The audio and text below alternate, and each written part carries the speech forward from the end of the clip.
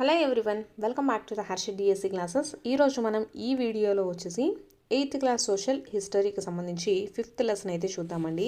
5th lesson వచ్చేసి 1857 ప్రజా తిరుగుబాటు అనంతరం పరిమాణాల గురించి మనము ఈ వీడియోలో అయితే చూద్దాము.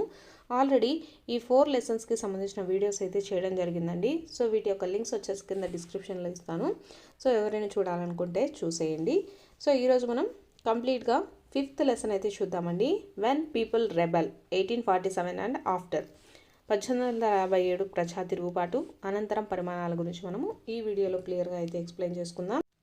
సో 5th లెసన్ చూద్దామండి. 1857 ప్రజా తిరుగుబాటు అనంతరం పరిణామాలు. ఇక్కడ వచ్చేసి మనకు ఒక పిక్చర్ అయితే ఇచ్చారు. ఫస్ట్ ఇదైతే చూద్దాము. 1857లో భారతదేశ ఉత్తర మైదానాలలో వ్యాపించిన తిరుగుబాటు కోసం సిపాయిలు అలాగే రైతుల బలగాలు సమీకరించడం అనేసి ఇవ్వడం జరిగిందనమాట. సో మనకు ప్రజా విధానాలు అనేసి ఇచ్చారండి. ప్రజా విధానాలలో వచ్చేసి మనకు ఇంతకుముందు మనము ఈస్ట్ ఇండియా కంపెనీ యొక్క విధానాలు అలాగే వివిధ వర్గాలపైన అలాగే వారి ప్రజలపైన వీళ్ళు ఎలా చూపిస్తున్నారు అనేది కూడా మనము చూసామన్నమాట. సో రాజులు కానీ రాణులు, రైతులు, భూస్వాములు అలాగే గిరిజనులు, సైనికులు మొదలైన వారందరూ వచ్చేసి అనేక రకాలుగా ప్రభావితమైనారనమాట. సో ఈ ఈస్ట్ ఇండియా కంపెనీ యొక్క విధి విధానాల వల్ల అనమాట. సో ప్రజలు తమ ప్రయోజనాలకు హానికరమైన వారి యొక్క మనోభావాలకు వ్యతిరేకంగా ఉండే అంశాలను, చర్యలను ఎలా వ్యతిరేకరిస్తారో ఇంతకు ముందే మీరు తెలుసుకున్నారు అనేసి ఇచ్చారనమాట. నెక్స్ట్ ఇదంతా మనకు ఈస్ట్ ఇండియా కంపెనీ యొక్క విధి విధానాల వల్ల ప్రజలు ఎలా విసిగిపోయారు, అలాగే వారిలో చైతన్యం ఎలా వచ్చింది, వాళ్ళు తిరుగుబాటుని ఎలా చేశారు అనేటటువంటి విషయాలైతే మనము ఈ వీడియోలో చూద్దాము. నవాబులు తమ అధికారాన్ని కోల్పోవటం.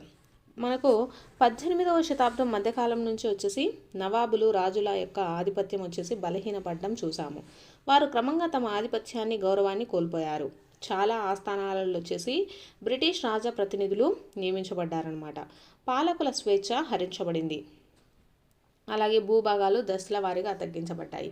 మీరు చూసారు కదా, బ్రిటిష్ వారు మన దేశానికి రాకముందు వచ్చేసి రాజుల పాలన అలాగే నవాబులు వీళ్ళందరూ పాలిస్తూ ఉండేవారు. ఈ బ్రిటిష్ వారు అయితే ఎప్పుడైతే మన దేశానికి వచ్చారో వీళ్ళ రాజులకు కానీ నవాబులకు కానీ ఉండేటటువంటి అధికారాలు, వాళ్ళు పాలించేటటువంటి విధి విధానాలు అన్నీ అయితే మార్పు చెందడం జరిగిందనమాట.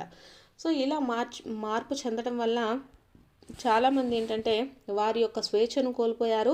అలాగే వారికి ఉండేటటువంటి సాయుధ దళాలు కానీ అలాగే వారి యొక్క ఆదాయాలు, వారి యొక్క భూభాగాలు మొత్తము బ్రిటిషర్స్ వారి యొక్క ఆధీనంలోకి అయితే తీసుకోవడం జరిగింది.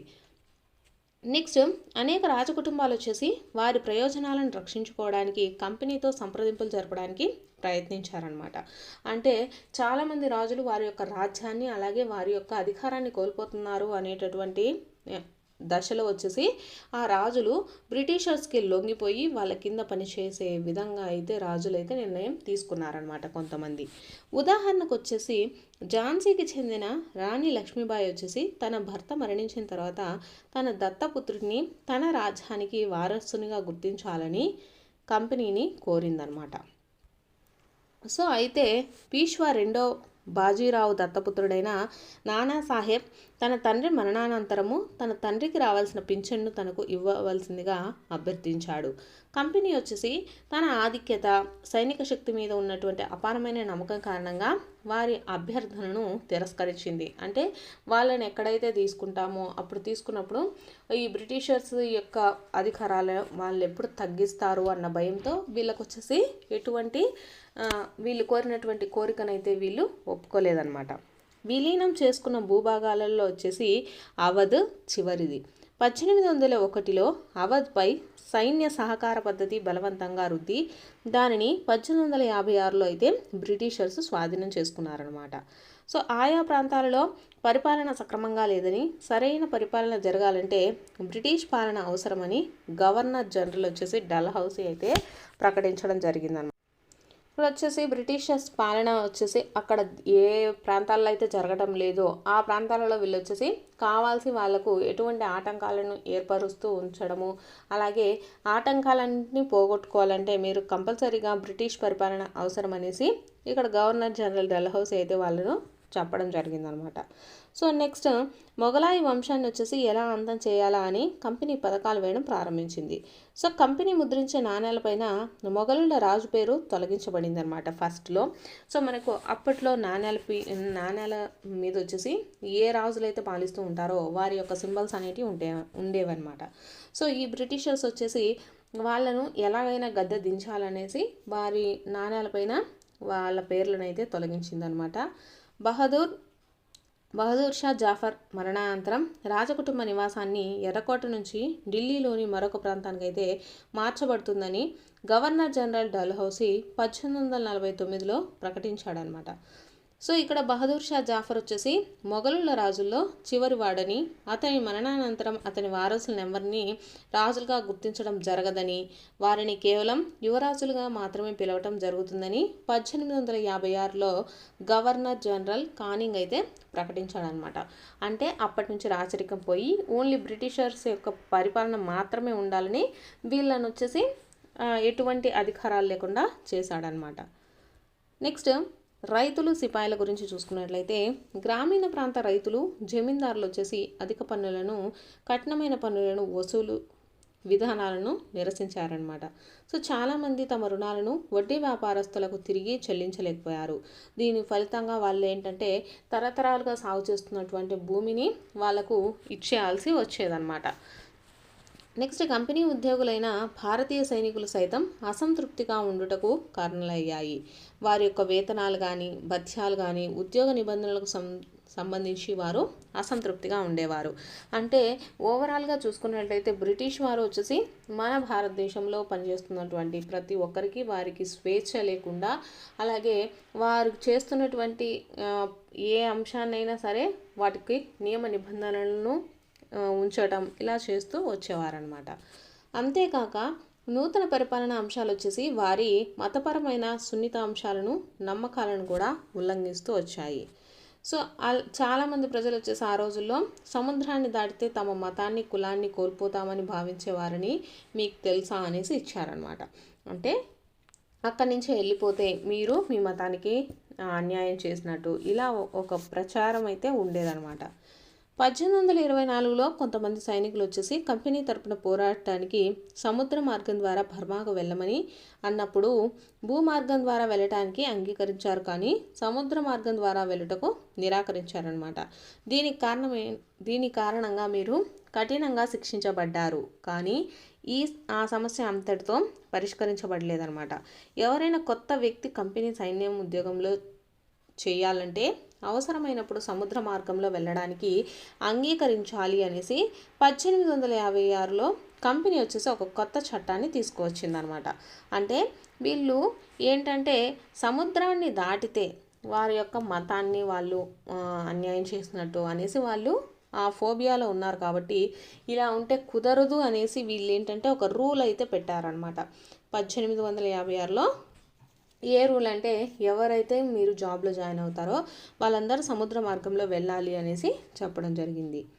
నెక్స్ట్ గ్రామీణ ప్రాంతాల్లో జరుగుతున్న విషయాలపై కూడా సైనికులు ప్రతిస్పందించడం ప్రారంభించారనమాట. వీరిలో చాలామంది గ్రామీణ రైతు కుటుంబాల నేపథ్యం కలిగిన వారు. దీని కారణంగా రైతుల ఆగ్రహం వచ్చేసి సిపాయిలలో కూడా వేగంగా అయితే వ్యాపించింది. సో వీళ్ళకి సిపాయిలు కూడా హెల్ప్ అయితే చేయడం జరుగుతుంది. నెక్స్ట్ సంస్కరణకు ఎలా స్పందించారు అనేసి చూద్దాము. భారతీయ సమాజం సంస్కరించబడాలని బ్రిటిష్ వారైతే భావించారనమాట. దీంతో పాటు సతీ సాగమనను నిషేధించడంతో పాటు వితంతు వివాహాలను ప్రోత్సహిస్తూ చట్టాలను కూడా చేశారు. ఆంగ్ల భాషా బోధనను అధికంగా ప్రోత్సహించారు. నెక్స్ట్ 1830 తర్వాత క్రైస్తవ మిషనరీలకు భూములను, ఆస్తులను కేటాయించి వాటి కార్యకలాపాలను నిర్వర్తించడానికి అనుమతించారన్నమాట. క్రైస్తవ మతంలోనికి మారడానికి సులభతరం చేస్తూ 1850లో చట్టాలను కూడా చేశారు. సో ఇలా వీళ్ళకు కావాల్సినటువంటివి అయితే వీళ్ళు చేసుకుంటూ వెళ్తూ ఉన్నారు. సో కాబట్టి వాళ్ళతో పాటు ఈ బ్రిటిష్ యొక్క పరిపాలన మీద అసంతృప్తి కలిగినటువంటి గ్రామీణ ప్రజలు కానివ్వండి, అక్కడ ఉండేటటువంటి సిపాయిలు కానివ్వండి, వాళ్ళు సంస్కరణలు చేసుకుంటూ వచ్చారనమాట. ఫస్ట్ది ఏంటంటే సతీ సహగమనాన్ని అయితే నిషేధించడం జరిగిందనమాట. దాని తర్వాత ఏంటంటే వితంతు వివాహాలను కూడా ప్రోత్సహించారు. అప్పట్లో వచ్చేసి ఎవరైనా భర్త చనిపోతే అతనితో పాటు చనిపోవడం అనేది ఒక ఆనవాయితీగా వచ్చేది. సో అటువంటి దాన్ని సతీ సహగమనాన్ని నిషేధించారనమాట. నెక్స్ట్ వితంతు వివాహాలను కూడా వీళ్ళు ప్రారంభిస్తూ చట్టాలను కూడా చేశారనమాట. అలాగే ఆంగ్ల భాషను కూడా బోధించాలి అనేటటువంటి దాన్ని ప్రోత్సహిస్తూ వచ్చారు. అలాగే క్రైస్తవ మిషనరీస్ కానీ అలాగే వారి యొక్క మతంలోనికి మారడానికి కూడా కొన్ని చట్టాలను అయితే చేయడం జరిగింది.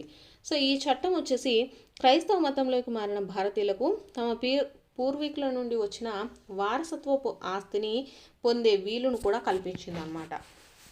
అలాగే తమ మతాన్ని, తమ మత విశ్వాసాలను, ఆచారాలను బ్రిటిష్ వారు నాశనం చేస్తున్నారనే భావన ఎక్కువ మంది భారతీయులలో మొదలైందనమాట.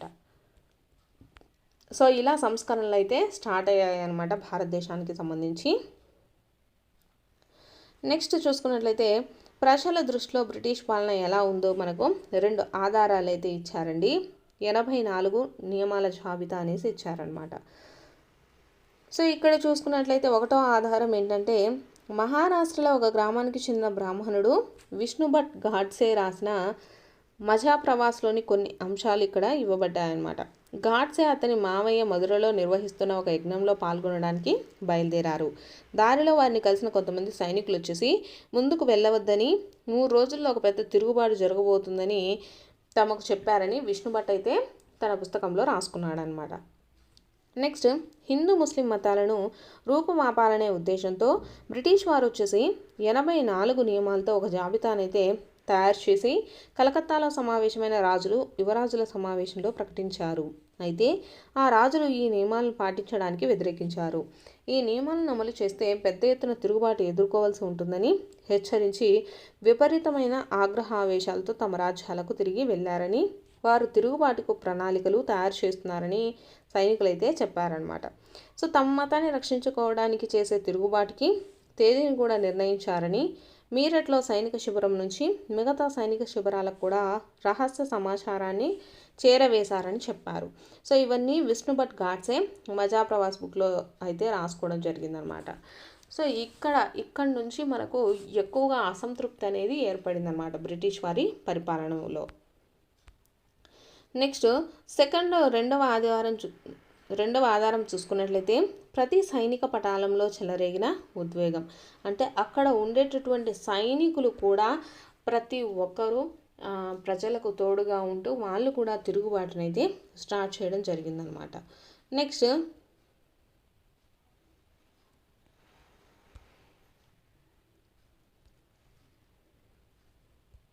వచ్చేసి సిపాయిల ఉద్యమం ఒక ప్రముఖ తిరుగుబాటుగా మారింది. తిరుగుబాటు అంటే ఏంటంటే సైన్యంలోని సైనికులు వారి యొక్క అధికారుల ఆజ్ఞలను తిరస్కరించడాన్నే తిరుగుబాటు అనేసి అంటారనమాట. సో పాలితుల మధ్య పోరాటాలు సర్వసాధారణమే. అయినా కొన్ని పోరాటాలు వచ్చేసి ప్రభుత్వాలను కూలదోయగలిగినంత అసాధారణ ప్రతిఘటనలు విస్తృతంగా అవుతాయి.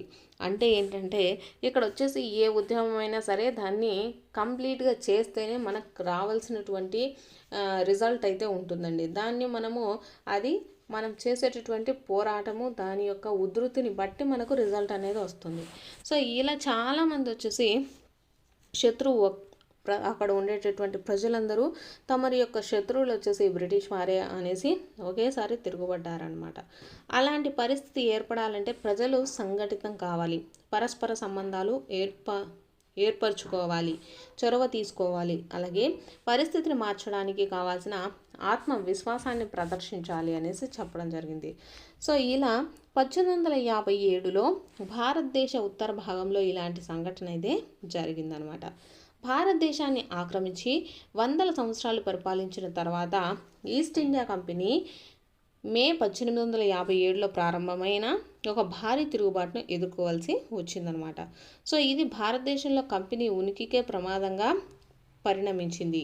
మీరట్లో మొదలై వివిధ ప్రాంతాల్లో జరిగిన ఈ ఉద్యమము సమాజంలో నుండి వివిధ వర్గాల ఉన్న ప్రజలను పెద్ద సంఖ్యలో పాల్గొనడం ఒక పెద్ద తిరుగుబాటుగా మారిందనమాట.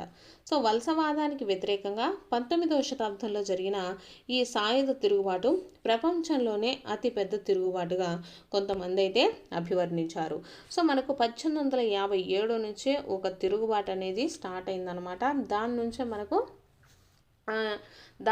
మనకు స్వతంత్రం వచ్చిందని కూడా చెప్తారండి. సో కాబట్టి అంత పెద్ద ఉద్యమం రావడం అదే మొదటిసారి. ఇక్కడ చూసుకున్నట్లయితే అశ్విక దళంతో జరిగినటువంటి యుద్ధము అనేసి ఇక్కడ ఇచ్చారండి. మీరట్ నుంచి ఢిల్లీ వరకు భారత్పూర్లో తన సైనిక అధికారిపై దాడి చేసినందుకు మంగల్ పాండే అనేటటువంటి ఒక యువ సైనికుడిని 8 ఏప్రిల్ 1857 ఉరితీశారనమాట. కొన్ని రోజుల తర్వాత మీరట్ శిబిరంలో కొంతమంది సైనికులు వచ్చేసి కొత్త రకం తూటాలను ఉపయోగించి సైనిక కవాతుల్లో పాల్గొనడానికి వ్యతిరేకించారనమాట. సో ఎందుకంటే ఆ కొత్త తూటాలపైన వీళ్ళు ఏంటంటే ఆవు కొవ్వు, పంది కొవ్వు పూసినట్లు వారు అనుమానించారు. తమ అధికారుల ఆజ్ఞలను వ్యతిరేకించేందుకు 85 మంది సిపాయిలను ఉద్యోగం నుండి తొలగించి 10 సంవత్సరాలు జైలు శిక్ష విధించడం జరిగిందనమాట. అంటే ఇక్కడ వచ్చేసి మీరట్ నుంచి ఢిల్లీ వరకు వీళ్ళైతే ఉద్యమాన్ని సాగిస్తూ ఉన్నారు కదా, ఈ టైంలో వచ్చేసి కొత్త రకం తూటాలను అయితే ఉపయోగించడం స్టార్ట్ చేశారు. వాటికి వచ్చేసి ఆవు కొవ్వు, పంది కొవ్వును పోయడం వల్ల కొంతమంది ఏంటంటే ఆవును మనం దేవతగా భావిస్తాము, కొంతమంది వచ్చేసి ఈ పంది కొవ్వుని ఇలా వాడకూడదు అనేసి వాళ్ళకై వాళ్ళు ఆ ఉద్యోగాన్ని అంటే వారి యొక్క ఆజ్ఞలను అయితే వీళ్ళు వ్యతిరేకించడం వల్ల వాళ్ళైతే జైలు శిక్ష కూడా అనుభవించడం జరిగిందనమాట. సో ఈ సంఘటనకు మీరట్లోని మిగతా భారతీయ సైనికులు చాలా తీవ్రంగా స్పందించారనమాట. మే 10న భారతీయ సైనికులు మీరట్లోని జైలుకు వెళ్ళి జైలు శిక్ష పడిన సైనికులను విడుదల చేశారు. ఈ క్రమంలో వారు బ్రిటిష్ అధికారులపై దాడి చేసి వారిని అయితే హతమార్చారనమాట. సో ఇలా భారతదేశంలో బ్రిటిష్ వారి యొక్క పాలనను అంతం చేయాలని సైనికులైతే నిశ్చయించుకున్నారు. అయితే బ్రిటిష్ వారికి బదులుగా భారతదేశాన్ని ఎవరు పాలిస్తారు? ఈ ప్రశ్నకు సిపాయిలకు తోచిన సమాధానం వచ్చేసి మొఘల్ చక్రవర్తి బహదూర్ షా జాఫర్ అన్నమాట. సిపాయిలు మే 10న మీరట్ బయలుదేరి తెల్లవారుజామున ఢిల్లీ చేరుకోవడానికి రాత్రంతా వీళ్ళు ప్రయాణించారనమాట. వీరి రాక గురించి వార్తలు వ్యాపించడంతో ఢిల్లీలో ఉన్న సైనిక బెటాలియన్లు కూడా తిరుగుబాటుకు సన్నద్ధమయ్యాయి. ఇక్కడ బ్రిటిషర్స్ ఆఫీసర్స్ కూడా చంపబడ్డారనమాట. సో ఆయుధాలు, మందుగుండు సామాగ్రిని స్వాధీనం చేసుకొని భవనాలను కూడా తగలబెట్టారు. అయితే వీళ్ళు వచ్చేసి సైనికులు వీళ్ళందరినీ చంపేసి బహదూర్ షాను కలవడానికి ఎర్రకోట చుట్టూ అయితే గుమ్మి కొడతారనమాట. అయితే చక్రవర్తి ఏంటంటే శక్తివంతమైన బ్రిటిష్ సామ్రాజ్యానికి ఎదురు నిలబడడానికి అతను కూడా సుముఖత చూపలేదు. అంటే అంత ఇంట్రెస్ట్గా లేడనమాట. బ్రిటిషర్స్ అంటే వాళ్ళ దగ్గర ఎక్కువగా వాళ్ళు ఉపయోగించినటువంటి ఆయుధాలు కానీ వాళ్ళ యొక్క బలం ఎక్కువగా ఉంటుంది, నేను వాళ్ళ ముందు నిలబడలేనేమో అనేసి అతను కూడా ఎక్కువగా ఇంట్రెస్ట్ అయితే చూపలేదనమాట. అయితే సైనికులు వచ్చేసి పట్టు వదలకుండా బలవంతంగా రాజ్భవనంలోనికి ప్రవేశించి బహదూర్ షా జాఫర్ తమ నాయకుడిగా వీళ్ళైతే ప్రకటించడం జరిగింది. సో ఇక్కడ వచ్చేసి మంగల్ పాండే స్మారకార్థకం వీళ్ళు వచ్చేసి భారత ప్రభుత్వం విడుదల చేసినటువంటి తపాలా స్టాంప్ అండి అప్పట్లో. సో ఫిరంగిలు అంటే ఏంటంటే విదేశీయులు. బ్రిటిష్ వారు ఈ పదం బ్రిటిష్ వారి పట్ల ధిక్కారణ వైఖరిని చూపిస్తుంది అనమాట. నెక్స్ట్ చూసుకున్నట్లయితే వయసు పైబడ్డ బహదూర్ షా జాఫర్ వచ్చేసి ఈ అభ్యర్థనను అంగీకరించాల్సి వచ్చిందనమాట. సో వీళ్ళందరూ సైనికులందరూ ఎంత చెప్పినా కూడా వినకపోవడంతో ఇతను ఒప్పుకోవాల్సి అయితే వచ్చింది. సో భారతీయ రాష్ట్రాల సమైక్యను ఏర్పాటు చేసి బ్రిటిష్ వారితో పోరాడతామని భారతదేశంలోని పాలకులకు, ముఖ్యులకు లేఖలైతే రాశాడనమాట. సో బహదూర్ షా చేసిన ఈ చిన్న పని తర్వాత గొప్ప చిక్కులకు తెచ్చిపెట్టింది. అవేంటిదో చూద్దామండి. మొఘల్ రాజవంశం భారతదేశంలోని విశాల భూభాగాన్ని అయితే పరిపాలించిందనమాట. మొఘల్ పాలకుల తరపున సామంతులు, అధిపతులు దేశంలో వివిధ ప్రాంతాలను నియంత్రించారు. అయితే వారు కూడా బ్రిటిష్ సామ్రాజ్య విస్తరణకు భయపడి మొఘల్ చక్రవర్తి తిరిగి అధికారంలోనికి వస్తే చక్రవర్తి నేలలో తాము కూడా తమ భూభాగాలను తిరిగి పరిపాలించవచ్చని భావిస్తూ ఉన్నారు. అంటే మనకు మొఘల్ రాజవంశం అయితే చాలా పెద్దదండి. సో దీంట్లో ఏంటంటే వీరి యొక్క రాజ్యాలు, వీరి యొక్క అధిపతులు మళ్ళీ తిరిగి వాళ్ళు రాజ్యాన్ని పాలిస్తే చిన్న చిన్న రాజులు కూడా తమ భూభాగాలను తాము ఆక్రమించుకోవచ్చు, పాలించుకోవచ్చు అనేసి వీళ్ళైతే భావించారనమాట. సో ఇలా జరుగుతుందని బ్రిటిష్ వాళ్ళు ఊహించలేదు. తూటాల వల్ల వచ్చిన సమస్య సమసిపోతుందని వారు భావించారు. తిరుగుబాటుదారులను సమర్థిస్తూ బహదూర్ షా జాఫర్ తీసుకున్న నిర్ణయం ఈ పరిస్థితికి నాటకీయంగా మారిందనమాట. ప్రజలకు ఎప్పుడైతే ప్రత్యామ్నాయ మార్గాలు లభిస్తాయో వారు దాని నుంచి ప్రేరణ, ఉత్సాహాన్ని పొందుతారు. వారికి ఇది ధైర్యాన్ని, ఆశను, విశ్వాసాన్ని కల్పిస్తుంది. అంటే ఇప్పుడు బ్రిటిషర్స్ని అందరినీ దేశం నుంచి పారదోలినప్పటికీ మనకంటూ ఒక నాయకుడు కావాలి అని ఆలోచిస్తూ ఉన్నారనమాట. సో నాయకుడు బహదూర్ షా జాఫర్ అని వీళ్ళు ఫిక్స్ అయిన తర్వాత వీళ్ళు ఏంటంటే ఇంకా బ్రిటిష్ వారి యొక్క విధి విధానాలను కానీ ఇవన్నీ కూడా మనకు వెళ్ళిపోతాయి అనే ఆలోచనతో వాళ్ళ యొక్క ఉత్సాహాన్ని అయితే వాళ్ళు పొందుతూ, అలాగే వారి యొక్క ధైర్యాన్ని, ఆశను, విశ్వాసాన్ని పెంచుకుంటూ ఉన్నారనమాట. సో ఇలా ఉద్యమం వచ్చేసి స్టార్ట్ చేయడం అయితే చేశారండి. ఉద్యమ విస్తరణ వచ్చేసి ఢిల్లీ నుంచి బ్రిటిష్ వారిని తరిమి కొట్టిన తర్వాత ఒక వారం పాటు ఎలాంటి తిరుగుబాటు అయితే జరగలేదు. సో ఈ వార్త అందరికీ చేరడానికి దాదాపు అయితే ఒక వారం పట్టిందనమాట. అప్పుడు చిన్న చిన్న తిరుగుబాట్లు అయితే జరిగాయి. సో దీంట్లో ఒక బెటాలియన్ తర్వాత మరొక బెటాలియన్ తిరుగుబాటు చేసి చివరకు ఢిల్లీ, కాన్పూర్, లక్నో వంటి ముఖ్య కేంద్రాల్లో ఉన్న బెటాలియన్తో కలిశాయన్నమాట. సైనికుల తర్వాత పట్టణ, గ్రామాల ప్రజలు కూడా తిరుగుబాటులో పాల్గొని తమ ఆధిపత్యాన్ని నిలుపుకోవడానికి సిద్ధమైన స్థానిక నాయకులు కానీ, జమీందారులు, ముఖ్యులతో కలిసి పోరాటానికి ఇలా అందరూ అయితే పోరాటం అయితే స్టార్ట్ చేశారు. సో కాన్పూర్ దగ్గరలో నివసిస్తున్న దివంగత పీష్వా బాజీరావు దత్తపుత్రుడు నానాసాహెబ్ సాయుధ బలగాలను సమీకరించి కాన్పూర్లో ఉన్న బ్రిటిష్ దళాలను అక్కడి నుంచి అయితే వెళ్ళగొట్టాడనమాట. సో వెళ్ళగొట్టి అతను పీష్వాగా అయితే ప్రకటించుకున్నాడు. సో చక్రవర్తి బహదూర్ షా జాఫర్ అజమాయిషీలో పనిచేసే గవర్నరు తనని తానుగా ప్రకటించుకున్నాడనమాట. సో లక్నోలో పదవి విచ్యుతుడైనటువంటి నవాబ్ వాజిద్ అలీషా కుమారుడు బిర్షస్ ఖాదిర్ కూడా నవాబ్గా ప్రకటించుకున్నాడు. సో ఇలా ఏమైందంటే ప్రతి ఒక్కరు కూడా వాళ్ళ స్థావరాల్లో ఉండేటటువంటి బ్రిటిషర్స్ని అయితే వెళ్ళగొట్టేసి వాళ్ళు ఉండేటటువంటి ప్లేస్లలో ఎవరైతే ఎక్కువ అధికారాన్ని కలిగి ఉంటారో వాళ్ళందరూ అవే తమ రాజ్యాలుగా వాళ్ళైతే స్వీకరించుకుంటూ వచ్చారనమాట. ఇలా స్వీకరించుకుంటూ రావడంలో ఇక్కడ ఏమైందంటే ఝాన్సీలో రాణి లక్ష్మీబాయి తిరుగుబాటు సిపాయిలను కూడగట్టుకొని నానాసాహెబ్ జనరల్ అయిన తాంతియా తోపేతో కలిసి బ్రిటిష్ వారితో పోరాడిందనమాట.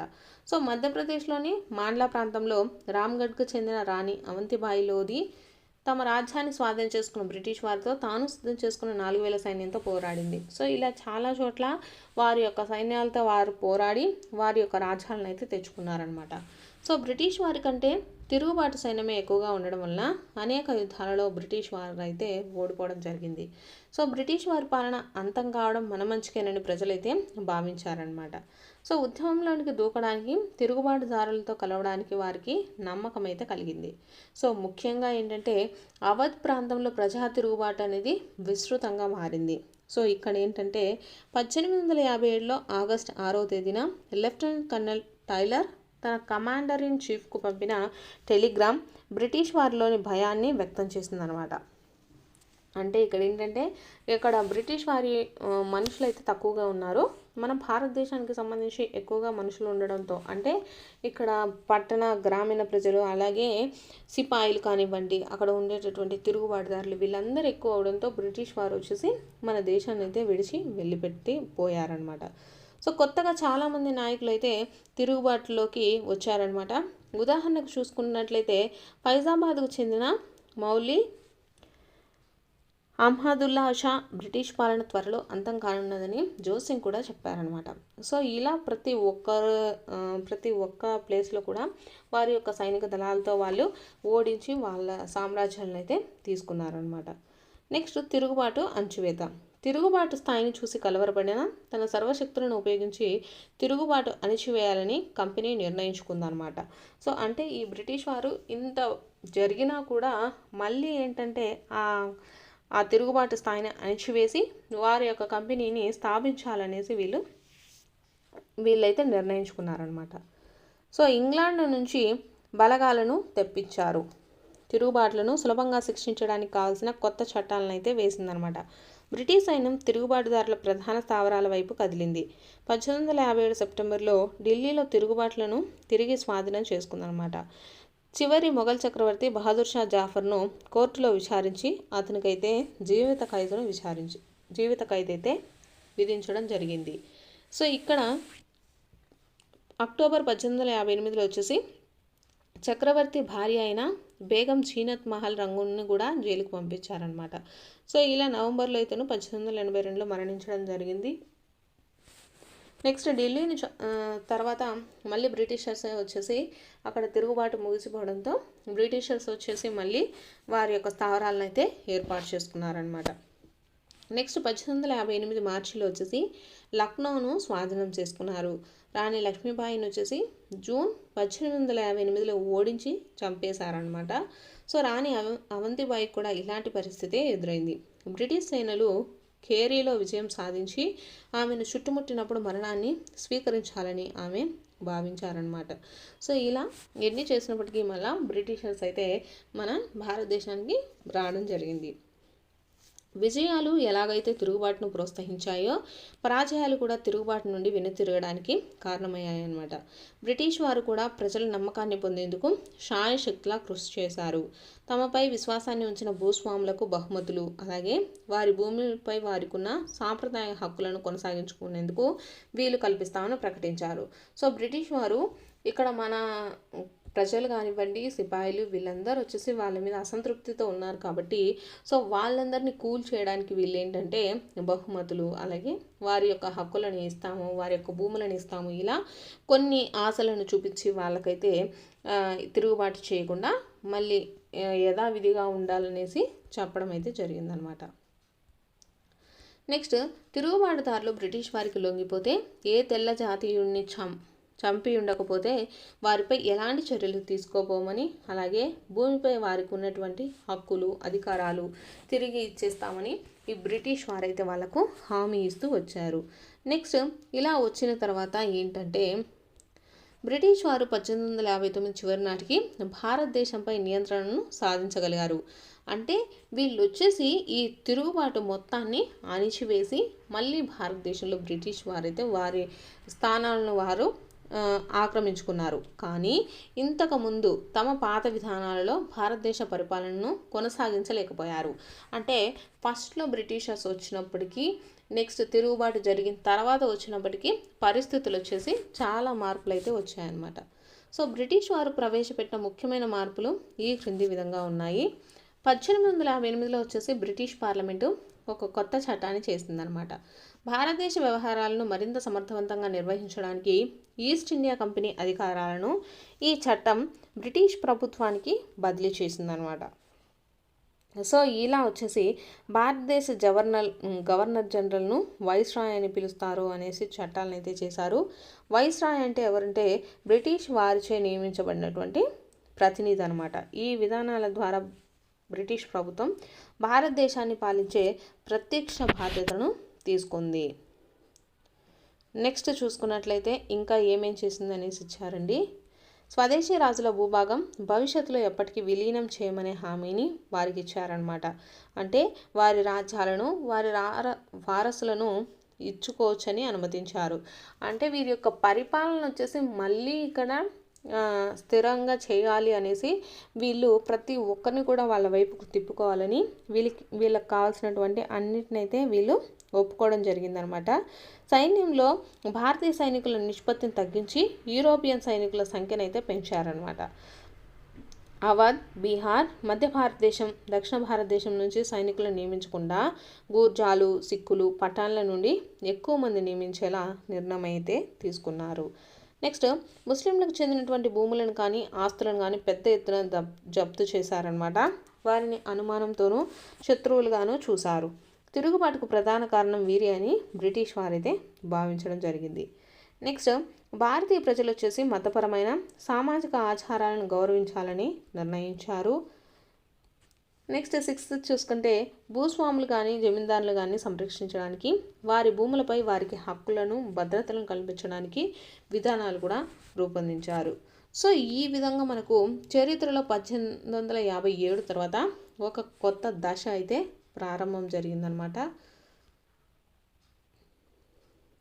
సో ఇక్కడ కుర్దా తిరుగుబాటు ఒక వివరణాత్మక పరిశీలన అనేసి ఇచ్చారనమాట. సో ఇది కూడా మనకు తిరుగుబాటు జరిగిందే కానీ ఈ బ్రిటిషర్స్ యొక్క అధికారం అయితే మళ్ళీ వీళ్ళు చేజించుకున్నారు. శాంతిని కాంక్షించే స్వర్గం లాంటి రాజ్యం కోసం అనేసి ఇచ్చారనమాట. 1857లో భారతదేశంలో తిరుగుబాటు జరుగుతున్న సమయంలో వచ్చేసి చైనాలోని దక్షిణ ప్రాంతంలో కూడా భారీ ప్రజల తిరుగుబాటు అయితే జరిగిందనమాట. ఈ తిరుగుబాటు 1850 సంవత్సరంలో ప్రారంభమై 1860 మధ్య నాటికి అణచివేయబడింది. సో ఇక్కడ హాంగ్ జీక్వాన్ నాయకత్వంలో వేలాది మంది కార్మికులు పేద ప్రజల శాంతిని కాంక్షించే స్వర్గం లాంటి రాజ్య స్థాపన కోసం ఉద్యమించారు. దీన్ని వచ్చేసి మనము తైపింగ్ తిరుగుబాటు అనేసి పిలుస్తారండి. 1857 దగ్గర 57 అంటే 1850 నుంచి 60 సంవత్సరంలో మనకు చైనా ప్రాంతంలో కూడా ఒక తిరుగుబాటు అయితే జరిగింది. దాన్ని వచ్చేసి టైపింగ్ తిరుగుబాటు అనేసి చెప్తారనమాట. నెక్స్ట్ ఇక్కడ హాంగ్ జీక్వాన్ క్రైస్తవ మతంలోనికి మారి చైనాలోని సాంప్రదాయక మతాలైనటువంటి బౌద్ధ మతం అలాగే కన్ఫ్యూషిజం ఇలాంటి మతాలను వ్యతిరేకించారు. ఇలా అక్కడ ఉండేటటువంటి అంటే వాళ్ళు వచ్చేసి బానిసత్వాలు కానీ వ్యభిచారాలు కానీ పొగాకు ఇవన్నీ కూడా వాళ్ళ యొక్క రాజ్యాన్ని స్థాపించడానికి వాళ్ళ అవసరాలకు తగ్గట్టు వీళ్ళైతే మొత్తం అన్ని పద్ధతులను అయితే మార్చుకుంటూ వచ్చారనమాట. సో ఇది వచ్చేసి మనకు 1857 ప్రజా తిరుగుబాటు అనంతరం పరిమాణాల గురించి అండి. సో ఈ లెసన్ వచ్చేసి ఇక్కడితో కంప్లీట్ అయిపోయింది. దీనికి సంబంధించినటువంటి బిట్స్ వచ్చేసి నెక్స్ట్ వీడియోలో అప్లోడ్ చేయడం జరుగుతుంది. వీడియో చూస్తున్న వాళ్ళు వీడియో నచ్చినట్లయితే తప్పకుండా లైక్ చేసి సబ్స్క్రైబ్ చేసుకోండి.